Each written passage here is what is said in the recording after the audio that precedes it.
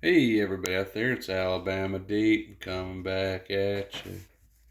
All right, so we're back. I'm waiting for the videos to upload, so I am just tinkering away, working on this movement, and we have a much happier movement. Now, remember originally in the first couple videos, we were looking at this balance wheel, we were looking at the escapement. It was not moving too fast, it was very sluggish. Now we can come in and let's take a closer look at this. Look how much happier this movement is so far. It is 1,000 times better. Look at that wheel. It's just whoosh, supersonic and it's going. Uh, I did a little work on that. Now we can look at the rest of this movement and we could tell it really could use a decent cleaning. I mean, we can get in here and we can see some rust here and rust there. Yes, I'm aware of all of this. I understand that this movement does need a very good cleaning. But let's also keep in mind this movement is very old, like getting close to 100 years. So yeah, you know, uh, it does need some cleaning. Absolutely, it does. But for the most part, I have cleaned all the pivots and jewels. And making way for that, I have oiled the mainspring. I have come back and put oil into other areas. And though that's really not totally perfect for the movement, at times it could be like little mini razor blades going to work on those pivots. But for what I'm doing for today, to see how this movement will perform in the crucial areas that I have been working on, and I may go back and work on some of this. Oops, sorry. I may go back and work on some areas like this. Like I do see some dirt build up there.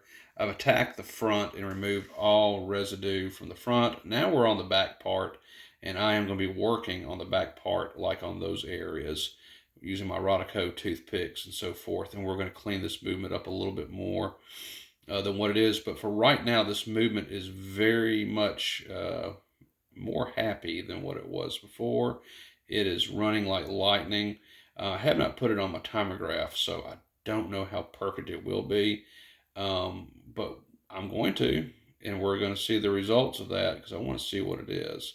But for right now, look, it is not stopping. It is doing really good. Its amplitude is seems to be a lot higher than what it was just from visual inspection alone. So I am pleased with how this is going. And of course, any watch that you work on, when it comes to these movements, it is time to get it to where you want it to be. For example, I'm working on a few Rolexes for some people that I know, and they've been very nice to me. So of course, I'm being very nice to them by respecting their watches enough to take my time with them because time is very important on a watch movement. If you just want something that'll run for a couple months, then you can hurry the process up in about 2 days. Sure, you could. But in my case, when I'm dealing with a Rolex, I'm going to take my time with it. And this one right now is just more me tinkering with it to see what this movement's capable of. Like I said, it's 100 years old nearly. And we want to see how well it can hold up for just a day. And for right now, I'm very satisfied with what it's doing. I mean, look at that wheel go. I think I could go ahead and work on that jewel on the top right there, and I very well may go ahead and do that because it's running real good right now on the side that has been oiled. So we're going to get to work on the rest of this and see what we can do with it. And always, if you're just new to this, if you want to see how well a watch is running, you don't necessarily need a timograph.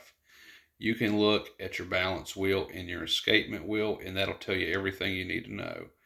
If it's moving slow and sluggish, your amplitude is going to be low. So you might want to pay attention to those areas if you're not going to do a full strip down, because that is where most of the energy is exerted.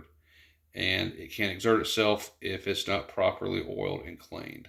And so far, I have cleaned the jewels on the escapement. I've cleaned the jewels on both sides. Now I'm working on the back for some areas, and that's what we're going to continue to do with. Then hopefully, I'll be able to put this back together just for a day and see where we sit. So let me go ahead and let me get everything back up through here. Let's get you hooked back up here to the top. Then we're going to come in onto the bottom. And I know some of my viewers cannot long for the day when I have my editing skills up. And I used to do editing all the time. I'm actually pretty good at it. I have all types of Adobe After Effects Professional. I got Adobe Premiere. Of course, that's probably an old program now, but it still works for what I need it to do, and I'm very familiar with it, so I'll continue to use it. I'm not going to be doing anything with explosions or CGI or anything like that, unless I want a big giant Rolex date just to fall out of the sky and crush my car. Yeah, I can do something like that, but I don't think we really want to. So I want to come in and I want to take a look a little bit closer at this movement. Like I said, it's a lot happier than what it was because it was running, but it wasn't running very well. Because honestly, I've never broken this movement down. I bought it off eBay 3 years ago, put it into a watch 2 years later, and that was a year ago. And now here we are revisiting that build to see what all I need to do to it, parts ordered, and so forth to make a complete watch. And even though this was a complete watch visually by what you saw, and it was, that was dry fitted. I wanted to see how all the pieces would go together and if it would make something that I could enjoy. And so far, so good. Every piece seems to have a perfect marriage with everything that I'm doing. So I'm pleased with that. So now I'm going to come in and I want to take a look. Oh, shit. Let me put my cots on. Because we're not touching this without cots. That's all I need is get skin cells trapped inside the gears of this thing. It's already got enough issues. Like a good cleaning, it's going to need a servicing, even though I kind of consider this a service, but it's not really a service because I'm not breaking it down in its entirety. This is not that, not right now. But I think from what I've gathered so far with this movement is that it has the potential for me to go ahead and do a full breakdown on it and rebuild the watch one more time and put it into something that I can enjoy on a daily wear. Certainly, if this watch was an issue with no matter what I did to it, if it's not running right, it would take a lot of my time and effort putting into something. And I'm going to tell you, with some of these older movements, like I have been told, they can be fidgety. And that's 110% true. These old movements, even though Rolex approved of them way back in the day before the Titanic sank, quite possibly, back in the day before the stock market fell, we'll be more accurate with that. Yeah, that's still not a modern movement for today's standards and what Rolex now does, if that makes sense to you. But nonetheless, I do want to go ahead and start looking at this. And I know that looked like a bunch of dirt and grime on the video, but it's really not as I come in closer to look at this. I don't see a whole lot of dirt left. Gosh, that video made it look horrible, but in all honesty, this looks pretty good. So I'm in here checking it out, looking at everything. Everything looks to be okay. Now I do see this top jewel here. And I don't know why I'm so scared to even take those two screws out. I'm going to be honest. I think if I do, then my entire balance is going to fly apart. That's what I'm thinking. So word to the wise on that. I don't think I should take that off. It has a cap jewel on it. Yes, it does have a cap jewel on it. But what's going to happen if I take that cap jewel off? I need to investigate that a little bit more by watching another video before I remove those two screws, because it's running pretty good right now from what I see. So I tell you what I will do.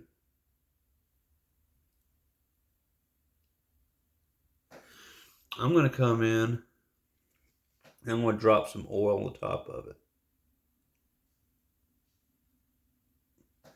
Now, what's that going to do? Y'all are wondering. Well, what that's going to do is I know it's going to sink into that movement. It's going to sink into the pivots, even though it's not really touching it because it's got that cap jewel on it. It's going to seep around those edges. It's going to go underneath. It's going to saturate that pivot one way or another, the way I see it, because it's certainly not waterproof. So, okay.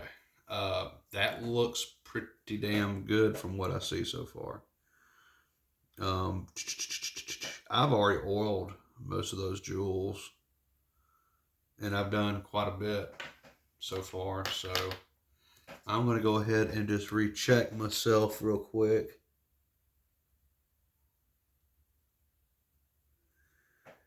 I'm going to come in between here.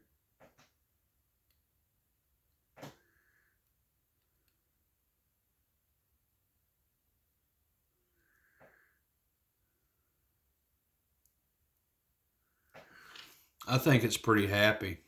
And you know, it's pretty true what they say on even on a Timex. And I want to share this with y'all if I can get this just to stay there happily ever after for a little bit for the video. Okay, so I'm gonna share this with y'all. When it comes to working on any movement, okay, and normally I would say to go ahead and break it all down. Now I know what I just showed you looked like it was a lot of dirt, but apparently that was an optical illusion because when I'm looking at it, it looks pretty darn clean. So that's not a bunch of dirt piled up anywhere on it. That's just light reflecting off of shadows, apparently, because this thing looks pretty darn good. And it's happy with the speed. So I think that this watch is now ready to go back together. That's what I think. So I'm going to try to do that. Now, this has been wound fully. It should go most of the day. That's what I'm thinking. So I'm going to go ahead and flip this thing on over. I'm going to find where the stem is. Let me have a look, see? Yeah, there's the stem.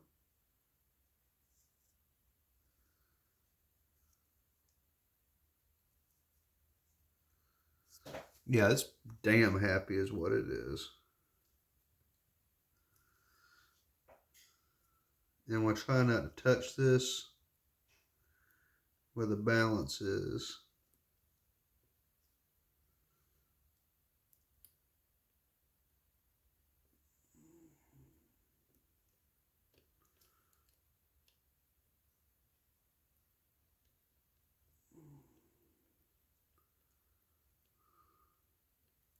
Oh.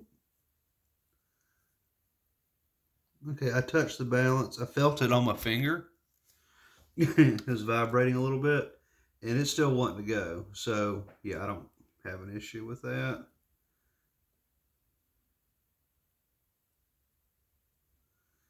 I want this movement to be happy.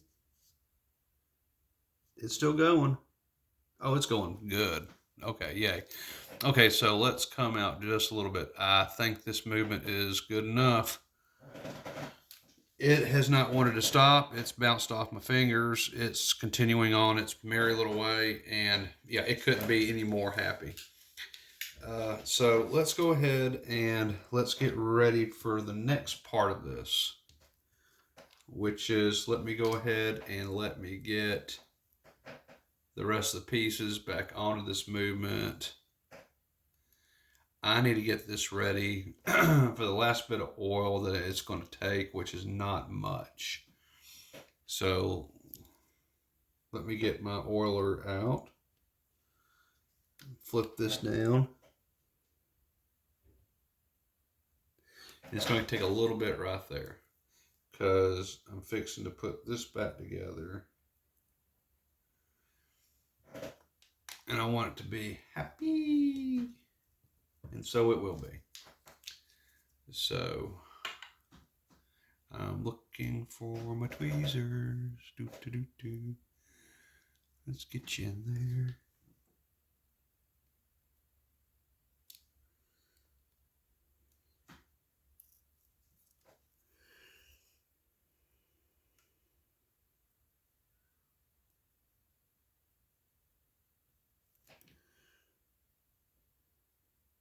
Okay, that's in there. Perfect. All right. So that is going to be going. Now, the stem, I have noticed the stem. The stem does wind the watch. I have noticed that. But you know what it doesn't do? It doesn't lock into place.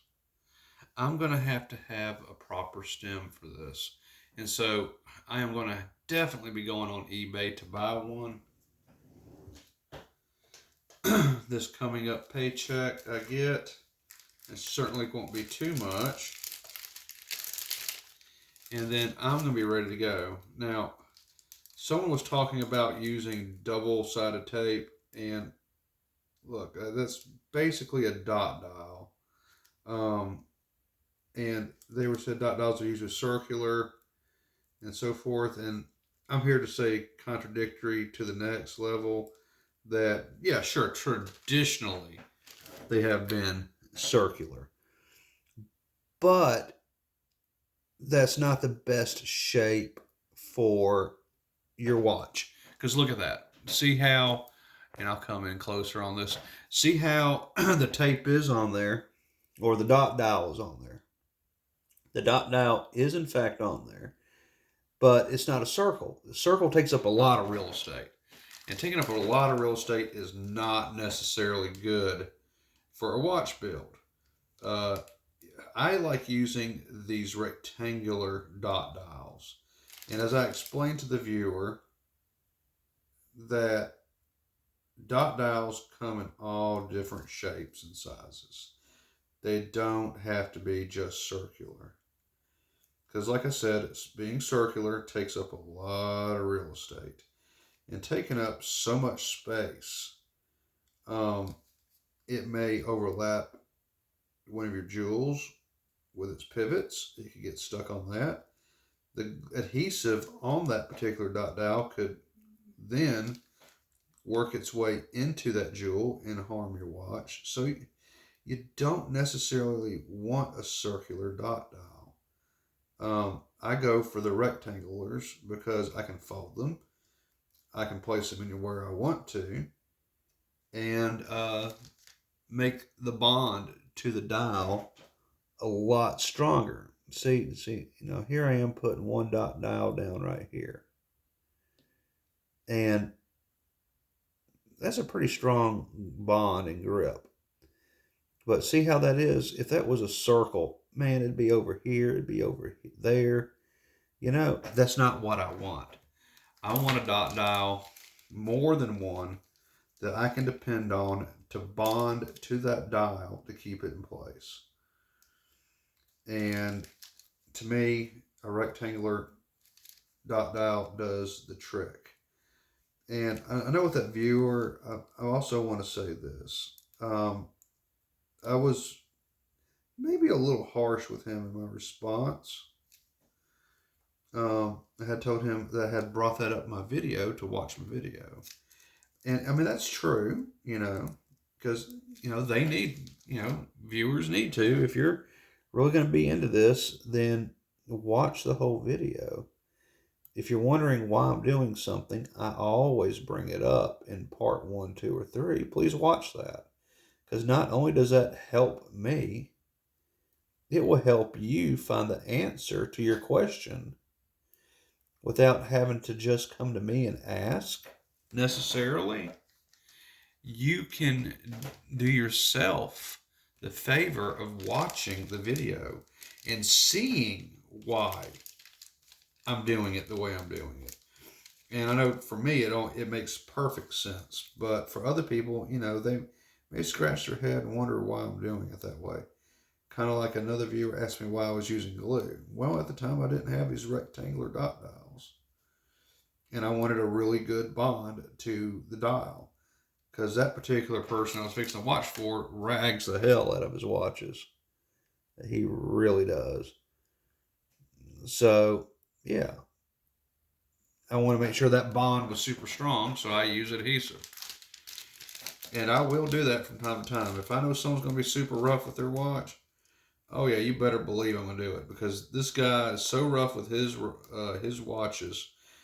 He literally had a dial foot come off, and I've never seen that happen.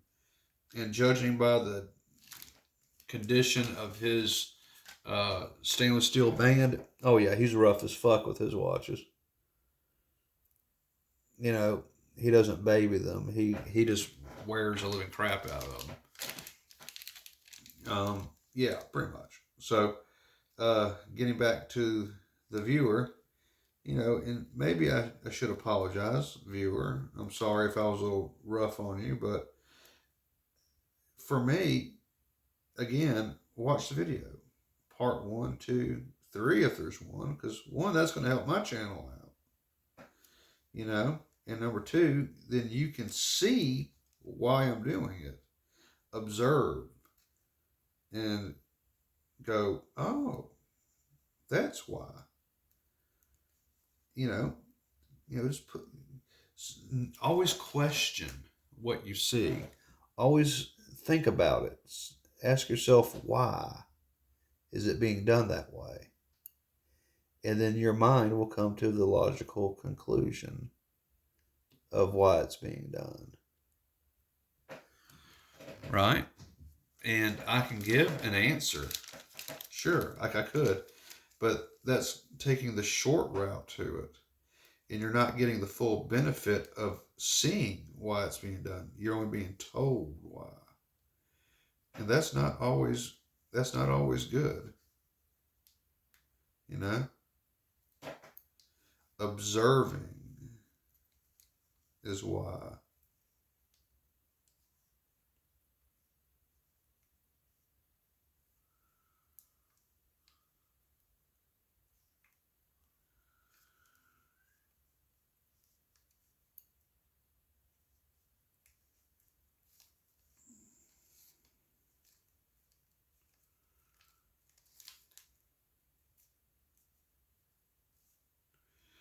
I got one dot dial that seems to be stubborn.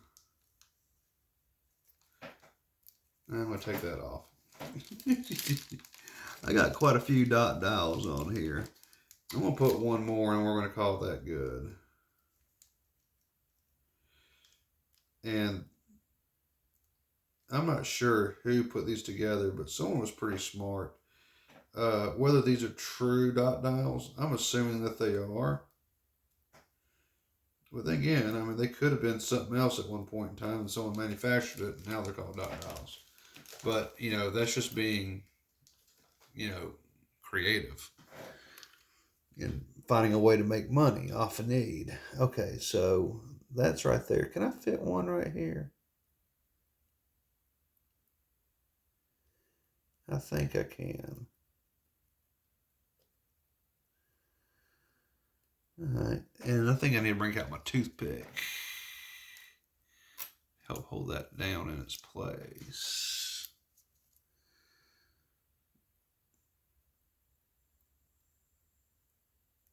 There we go. There we go. You're down there. I can look through from what I've seen, and that thing is still running, and that's good. So let's go ahead and let's put on the dial. And when I do that, I'm going to scratch off this old adhesive because I don't see a reason why I even need that adhesive on there.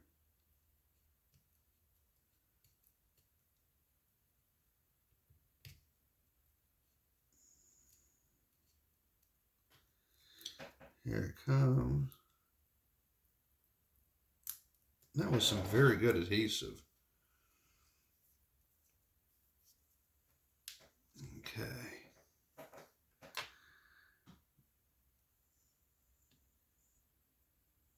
I think I'm going to go ahead and I'm going to put my stem in there because that's going to help me line everything up, I do believe.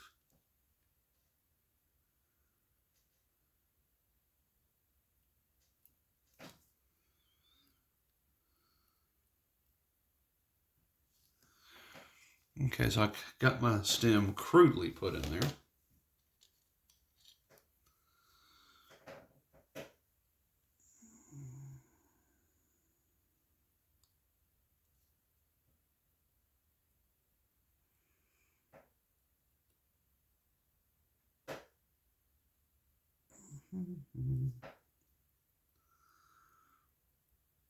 It looks pretty good. That is on there. There's my Cellini. And let's back it back out. Now, I know one of the first things y'all are going to say when you look at this is you're going to notice that this thing does have a few scratches on it.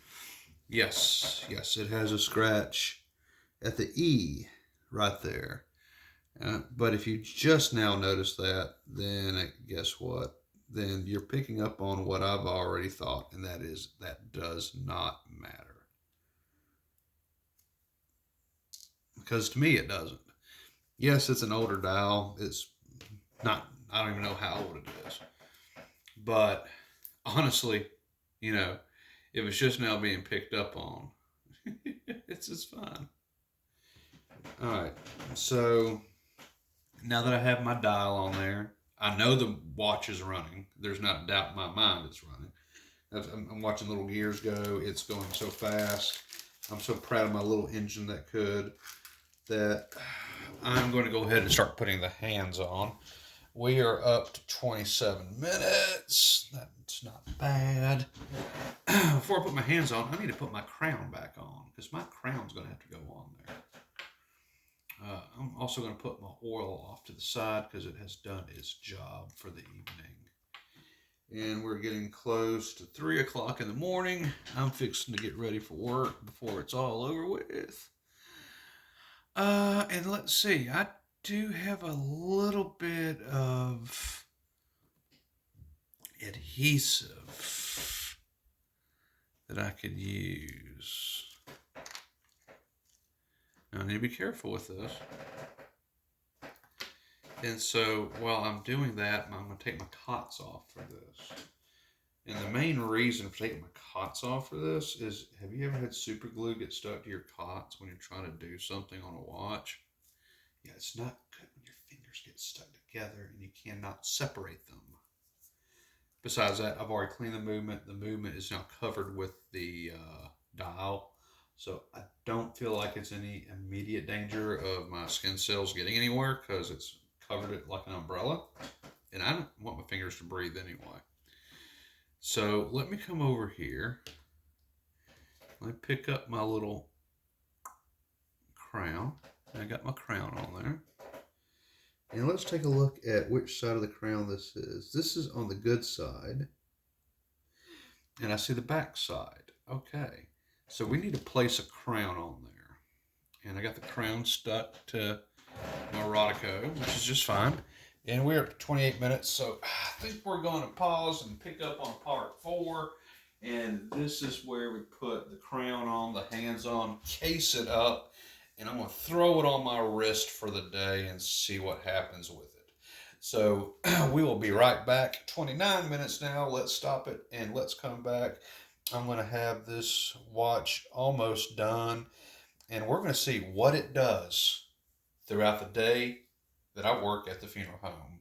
We'll be right back with part 4 and then the conclusion.